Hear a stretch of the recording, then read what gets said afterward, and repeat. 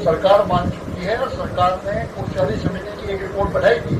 उच्चारी समिति ने 2004 में अपनी एक रिपोर्ट की थी कि 3000 प्लस डीए को दिया जाए, लेकिन सरकार ने, वाजपेयी की सरकार आई थी तो इसको ठंडे बस्ते में डाल दिया, बल्कि और जो ओपीएस थी वो भी पुराने बस्ते में डाल दी, तो एफडीएस लागू कर दिया है। हमारा तो ये कहना है कि जब मैंने खुद स्वयं 38 साल नौकरी करी है, 2020 में सेवानिवृत्त हुआ हूँ और मुझे मात्र 3000 में पेंशन मिल रही है, जबकि मेरा 7,80,000 में घर नहीं चल सकता। हम बच्चों पर आश्रित हो गए हैं, बच्चे भी जो मजदूरी करके करता है।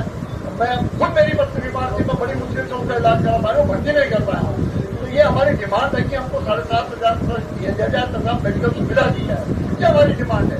तो एनएससी ने 5 साल से लगातार आंदोलन कर रही है और हमारे केंद्र नेतृत्व उसमें लड़ रहा है। माननीय प्रधानमंत्री जी ने हमको आश्वासन दिया, लेकिन आश्वासन देने के बाद भी आज तक ये पेंशन। मैं आपको बताना चाहूंगा, इस तरीके से सरकार सामाजिक सुरक्षा की बात करती है। इस देश के अंदर किसी भी प्रकार की सामाजिक सुरक्षा नहीं है। मैं आपको बताना चाहूंगा, चाहे यूरोपीय कंट्री हो, चाहे अमेरिका के अंदर हो, जो दुकानदार लोग हैं, जो बिजनेस करते हैं, जो जितना टैक्स जो है गवर्नमेंट को देते हैं, उसी आधार पर उनको पेंशन मिलती है। और तमाम सारे उदाहरण हमारे पास है। उन लोगों को इतना ज्यादा पेंशन मिलता है कि वो देश और विदेश की साल भर में 2-2, 3-3 यात्राएं तक करते हैं। लेकिन हम लोगों को जीने के लिए और जीवन यापन के लिए भी पैसा नहीं मिल पा रहा।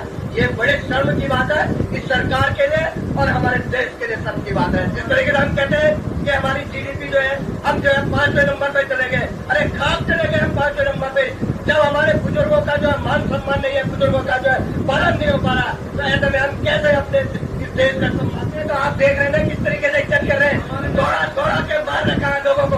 अभी मैं दिखाऊंगा आपको, यहाँ पर तमाम हमारे साथ कुछ लोग बीमार लोग आए हुए हैं, उनके अंदर इतना उत्साह था कि हम जाएंगे और उनको बड़ी मुश्किल से हम लोग जो है लेकर।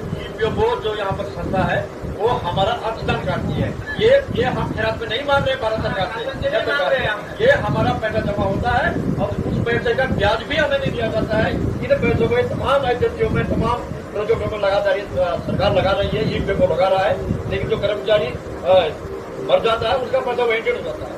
तो हमारा जो पैसा है वो 8 लाख करोड़ इस समय इनके पास जमा है, तो हम तो अगर उसका भी ब्याज हमें मिलता है तो हमारी पेंशन हमें लौट गई है।